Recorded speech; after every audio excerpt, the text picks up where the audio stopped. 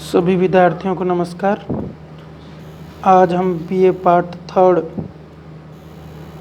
की हिंदी की क्लास पढ़ेंगे। मैं सत्यनारायण मीणा। हम शुरू करते हैं। ये हमारी पहली क्लास है। इसके बाद हम क्रम से पेपर फर्स्ट और पेपर सेकंड का अध्ययन करेंगे। सबसे पहले हम सिलेबस देखते हैं। आपके इसमें 2 पेपर होंगे। एक पेपर फर्स्ट, इसमें आधुनिक हिंदी कविता है और रस पढ़ेंगे हम। और पेपर सेकंड, इसमें हम पढ़ेंगे हिंदी कहानी और उपन्यास। अब देखते हैं पेपर फर्स्ट को। इसमें है आधुनिक हिंदी कविता। हम देखेंगे इसका प्रारंभ कब हुआ और इसको कितने कालों में बांटा गया है। क्लास शुरू करने से पहले इसका बैकग्राउंड हम समझेंगे, इसकी पृष्ठभूमि समझेंगे। सबसे पहले हमको ये जान लेना चाहिए कि जो हिंदी साहित्य का संपूर्ण इतिहास है उसको 4 भागों में बांटा है। आप जब फर्स्ट ईयर में आए थे तो आपने 2 काल एक साथ पढ़ लिए, एक आदिकाल, एक भक्तिकाल। आदिकाल की शुरुआत होती है विक्रमी संवत 1050 से, जैसा कि डॉक्टर रामचंद्र शुक्ल ने माना है, और ये विक्रमी संवत 1375 तक आदिकाल है। फिर आता है भक्तिकाल। भक्तिकाल में आपने कबीर, सूरदास, तुलसीदास, जायसी आदि को पढ़ा होगा। ये फर्स्ट ईयर में कंप्लीट हो गया।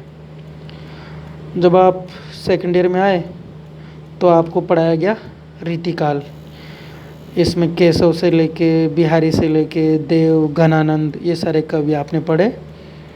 और रीतिकाल का जो समय है वो है विक्रमी संवत 1700 से 1900 तक। अब थर्ड ईयर में आपको पढ़ाया जाएगा आधुनिक काल, हिंदी साहित्य का आधुनिक काल। ये पूरा 1000 साल का इतिहास आपको 3 सालों में पढ़ाया जाता है। फर्स्ट ईयर में आदिकाल और भक्तिकाल, सेकंड ईयर में रीतिकाल, थर्ड ईयर में आधुनिक काल। ऐसे ये पूरा हिंदी साहित्य का जो लगभग 1000 साल का इतिहास है और कविता है वो आपकी पूरे बीए में 3 साल में कंप्लीट हो जाती है। चलो अब हम देखते हैं हिंदी साहित्य का आधुनिक काल। इसमें आपको बताया मैंने अभी कि आपको ये हिंदी कविता पढ़नी है और ये रस पढ़ना है। फिर दूसरे पेपर में हिंदी कहानी और उपन्यास। आज हम चर्चा करेंगे आधुनिक हिंदी कविता के बारे में। चलो शुरू करते हैं। आधुनिक काल की शुरुआत हुई 1857 में। बड़ी क्रांति हुई थी, बदलाव आया था, अंग्रेज़ों का शासन को चुनौती मिली थी और फिर से वो ठीक से स्थापित हो गया था भारत में, उसकी नींव मजबूत हो गई थी। अब कुछ विद्वान इसको 1850 से भी मानते हैं। कारण है 1850 में भारतेंदु का जन्म। भारतेंदु आधुनिक हिंदी साहित्य के पिता कहे जाते हैं। भारतेंदु के बारे में कुछ चर्चा करने से पहले हम देखते हैं कि काल विभाजन है, इसमें हम 1857 माने या 1850। कुछ किताबों में 1857 दे रखा है, कुछ में 1850 है। आप दोनों में से कोई भी मान सकते हो। रामचंद्र शुक्ल ने 1843 माना है। मैं लिख देता हूँ 1843। इसको भी कुछ विद्वानों ने सहमति दी है। अपनी किताब में 1857 दे रखा है। आप 1850 लिखोगे तो भी ठीक है, और अगर रामचंद्र शुक्ल का नाम लेके 1843 लिखोगे तो भी ठीक है। तो काल विभाजन हो गया। ये शुरुआत हो गई आधुनिक काल की 1857 में, जैसा कि अपनी किताब में दे रखा है। हम भी ये मान लेते हैं। किताब आप सभी खरीद लेना, क्योंकि इसके बाद में जो हम कविताएं पढ़ाएंगे वो किताब से ही पढ़ाएंगे। किताब का नाम भी है आधुनिक हिंदी कविता, बाज़ार में मिल जाएगी। पतली सी किताब है, 15-20 रुपए की आएगी, तो आप सभी खरीद लेना। अब आगे देखते हैं। सबसे पहला जो काल है, आधुनिक काल को भी हमने कई टुकड़ों में बांट दिया, और ये मनमाना नहीं है कि मनमाना ही बांट दिया इसको। ये एक खास प्रवृत्तियों को दिखाते हैं। जैसे हम पढ़ेंगे भारतेंदु काल, तो इसमें हिंदी साहित्य अलग तरीके से लिखा गया। फिर हम पढ़ेंगे छायावाद, तो इसमें अलग तरीके से लिखा गया। फिर आया प्रगतिवाद, तो इनमें सब में बहुत ज़्यादा अंतर आ गया। लिखने की शैली में अंतर आ गया, और लिखने वाले भी बदल गए, लेखक ही बदल गए। नए लेखक आ गए, नए विचार आ गए, नई विचारधारा आ गई। हिंदी साहित्य एकदम बदल गया। तो इस बदलाव की वजह से इसको हम काल में बांट के पढ़ते हैं, खंड में बांट के पढ़ते हैं, टुकड़ों में बांट दिया इसको। तो चलो देखते हैं। सबसे पहले जो आधुनिक काल है उसके भी खंड कर दिए। पहला जो काल है 1850 से और 1900 तक का, ये 1850 से 1900 तक का, इसको नाम दिया गया भारतेंदु काल। जैसा कि अभी मैंने बताया, भारतेंदु आधुनिक हिंदी साहित्य के पिता कहे जाते हैं। बनारस के रहने वाले थे, बहुत कम जिए। इनका जन्म हुआ 1850 में और मृत्यु हो गई इनकी 1885 में, केवल 35 साल। अब आप पूछोगे कि सर भारतेंदु काल को 1850 से 1900 तक क्यों कर दिया, ये 15 साल क्यों बढ़ा दिया इसको? तो इसका जवाब है कि भारतेंदु के जो साथी थे वो लोग सन 1900 तक लिखते रहे लगभग। भारतेंदु तो 1885 में इनका इंतकाल हो गया, लेकिन ये बाद में भी लिखते रहे। इनके दोस्त, इन्होंने एक मंडली बनाई थी, एक ग्रुप बनाया था, एक समूह बनाया था, और उस पर भी सवाल आता है कि भारतेंदु मंडली के बारे में लिखो। उसको बोलते हैं भारतेंदु मंडली। भारतेंदु मंडली, इसमें 5-6 लोग थे। राधाचरण गोस्वामी थे, बद्री नारायण चौधरी प्रेमघन थे, बालकृष्ण भट्ट थे, प्रताप नारायण मिश्र थे। ये 4-5 लोग थे, इनके दोस्त थे। इन लोगों ने मिलकर हिंदी साहित्य में रचनाएं शुरू की, पत्रकारिता शुरू की, उपन्यास और नाटक शुरू किए। ये सभी लिखते रहे सन 1900 तक, भारतेंदु के बताए रास्ते पे चलते रहे। तो यह स्वाभाविक था कि इस काल का नाम भारतेंदु काल होगा। और सन 1900 तक ये चला, 50 साल तक का इसका ये समय है। अब इसमें भारतेंदु ने कई सारे काम किए। एक तो ये कि इन्होंने हिंदी नाटक का विकास किया, और हिंदी निबंध और हिंदी कहानी का विकास भी इसी काल में हुआ। और भारतेंदु ने आत्मकथा लेखन भी शुरू किया था। और सबसे पहले जो मैं बोल रहा हूँ अभी, जिसको बोलते हैं खड़ी बोली हिंदी, इसका विकास भी भारतेंदु काल में हुआ। इससे पहले रीतिकाल था, और आप सबने पढ़ा है सेकंड ईयर में कि रीतिकाल की भाषा थी ब्रज। अब भारतेंदु काल में भारतेंदु के प्रयासों से साहित्य की भाषा हो गई खड़ी बोली हिंदी, जो मैं बोल रहा हूँ अभी, जो हम आप सभी बोलते हैं आम बोलचाल में। तो ये बहुत बड़ी देन थी भारतेंदु की कि इन्होंने हिंदी साहित्य में खड़ी बोली हिंदी का प्रारंभ किया। निबंध लेखन में या उपन्यास लेखन में या कहानी लेखन में खड़ी बोली हिंदी स्थापित हो गई। हाँ, कविता लेखन में अभी हिंदी की जगह ब्रज ही चल रही थी। प्रयास करते थे भारतेंदु और इनके साथी, लेकिन वो प्रयास सफल नहीं हुआ। इनकी कविताएं इतनी अच्छी नहीं बन पाई, और ये काम आगे चल के द्विवेदी काल में कंप्लीट हुआ, जब साहित्य की कविता की भाषा पूरी तरह से खड़ी बोली हिंदी हो गई। भारतेंदु काल केवल गद्य में ही खड़ी बोली हिंदी को स्थापित कर पाया। अब हम आगे आते हैं। फिर आता है द्विवेदी काल। हाँ, द्विवेदी काल में जो हिंदी स्थापित हुई उसका बड़ा श्रेय जाता है महावीर प्रसाद द्विवेदी को। और उस ज़माने में एक पत्रिका थी, पत्रिका का नाम आप नोट कर लो, सरस्वती। आप बीच बीच में इसको नोट भी करते रहो जो मैं बोलता जाता हूँ, क्योंकि प्रत्येक चीज़ यहाँ पे लिखना संभव नहीं है। तो आप इस वीडियो को पॉज करके और पीछे बैक करके देख सकते हो। उस ज़माने में ये सरस्वती पत्रिका इतनी प्रसिद्ध थी कि इसमें किसी का लेख अगर आ जाए तो वो रातों रात साहित्यकार बन जाता था, सारे भारत में पढ़ी जाती थी। और आज की जो पत्रिका हंस है वैसी ही सरस्वती थी उस ज़माने में।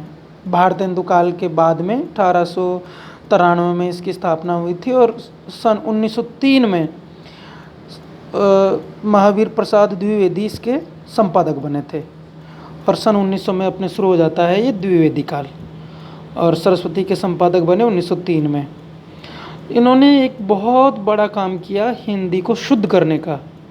हिंदी में ब्रज भाषा के शब्द थे, वह आया गया, इसकी जगह आए जाए ऐसे शब्द बोले जाते थे। और उसमें सहायक क्रियाओं के रूप भी स्थिर नहीं हुए थे, और उसकी ध्वनियों में भी कुछ अंतर था, और लिखने में भी कुछ वर्ड्स, कुछ वर्ण दो दो तीन तीन तरीके से लिखे जा रहे थे। उनको एक रूप करने का काम किया द्विवेदी काल में महावीर प्रसाद द्विवेदी ने, और साहित्यकारों को प्रोत्साहित भी किया। जैसे मैथिली शरण गुप्त खुद बोलते हैं कि अगर मुझे महावीर प्रसाद द्विवेदी का आशीर्वाद नहीं मिलता तो शायद मैं इतना बड़ा कवि नहीं होता। मैथिली शरण गुप्त हम आगे पढ़ेंगे, उनकी 2 कविताएं हैं सिलेबस में, एक तो यशोधरा है, दूसरी साकेत है, वो हम पढ़ेंगे बाद में। द्विवेदी काल के ही कवि हैं मैथिली शरण गुप्त, आपने पहले भी पढ़ा होगा, हिंदी के बहुत प्रसिद्ध कवि हैं। द्विवेदी काल में जब हिंदी का रूप स्थिर हो गया तो हिंदी आगे बढ़ी, और फिर आया छायावाद। छायावादी कविता हिंदी की सबसे अच्छी कविता मानी जाती है। आप इसको आधुनिक काल में हिंदी साहित्य का स्वर्ण युग भी बोल सकते हो। छायावाद को 1918 से 1936 लगभग 18 साल तक हिंदी साहित्य में छायावादी कविता का बोलबाला रहा। छायावादी कविता के 4 प्रमुख कवि हैं, आप सबने पढ़े होंगे इनको। सबसे प्रसिद्ध कवि हैं सूर्यकांत त्रिपाठी निराला। दूसरे कवि हैं सुमित्रानंदन पंत, आप इनका नाम नोट कर लो। सुमित्रानंदन पंत के बाद तीसरे कवि हैं महादेवी वर्मा, और एक चौथे कवि हैं जयशंकर प्रसाद। तो ये 4 कवि हो गए, प्रसाद, पंत, निराला और महादेवी। मैं यहाँ पे लिख भी देता हूँ, प्रसाद यानी जयशंकर प्रसाद, पंत यानी सुमित्रानंदन पंत, निराला यानी सूर्यकांत त्रिपाठी निराला, और चौथी कवयित्री हैं महादेवी वर्मा। महादेवी वर्मा, ये चारों नाम आप नोट कर लो। इनको कहा जाता है छायावाद का आधार स्तंभ कवि। इन्होंने बनाया छायावाद को। ये हम बाद में पढ़ेंगे कि छायावाद, किसको छायावाद क्यों कहा जाता है और ये छायावादी कवि क्यों हैं, ये सभी आपको बाद में बताएंगे। इसकी विशेषताएं लिखवा देंगे, क्योंकि ये एग्जाम में पूछता है कि भारतेंदु युग की विशेषताएं बताओ, या द्विवेदी काल की विशेषताएं बताओ, या छायावाद की विशेषताएं बताओ, या प्रगतिवाद, प्रयोगवाद, नई कविता की विशेषताएं बताओ। तो ये सभी आप बाद में लिखवा देंगे आपको एक एक अलग से। इसके बाद जो आधुनिक काल में चौथा समय है, काल है, उसको बोलते हैं प्रगतिवादी युग। यह है 1936 से 1943। इसमें किसान, मजदूर और मेहनत करने वाले वर्ग की कविताएं लिखी गई। पूंजीवाद के विरोध में कविताएं लिखी गई। गरीब तबका, पिछड़ा, शोषित तबका, इस पे कविताएं लिखी गई।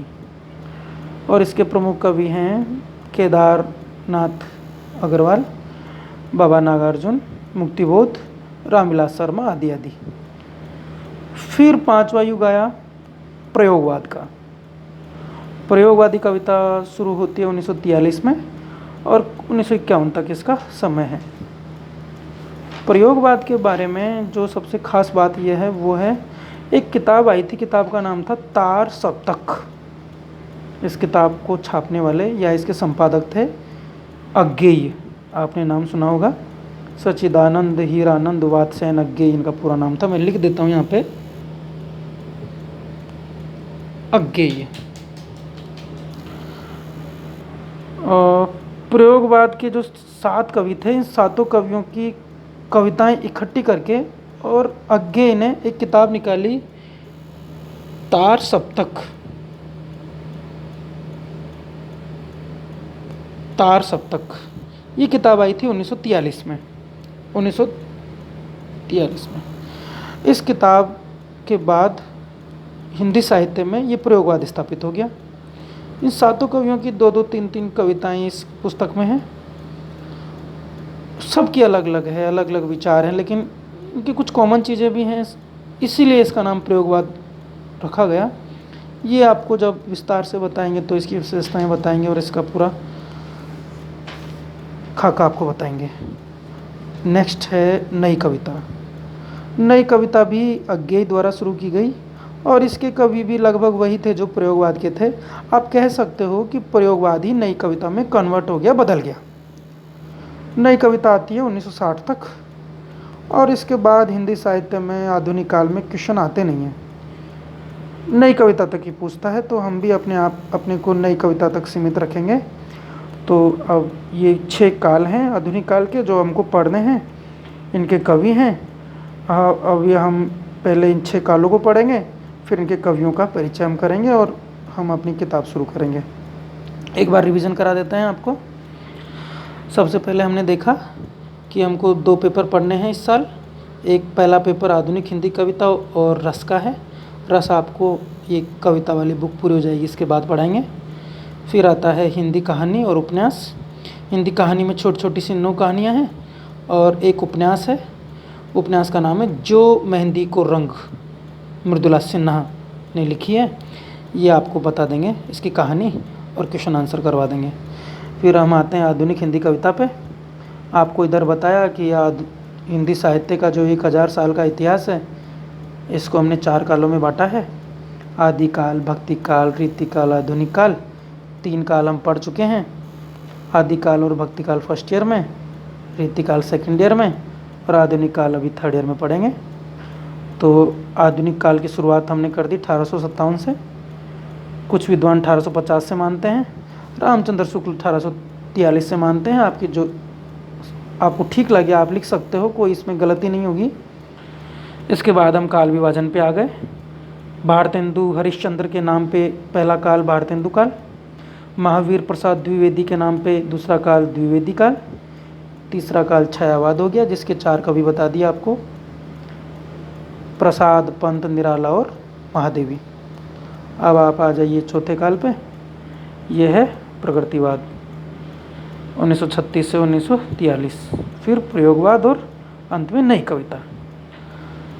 ये आपकी हमारी क्लास थी।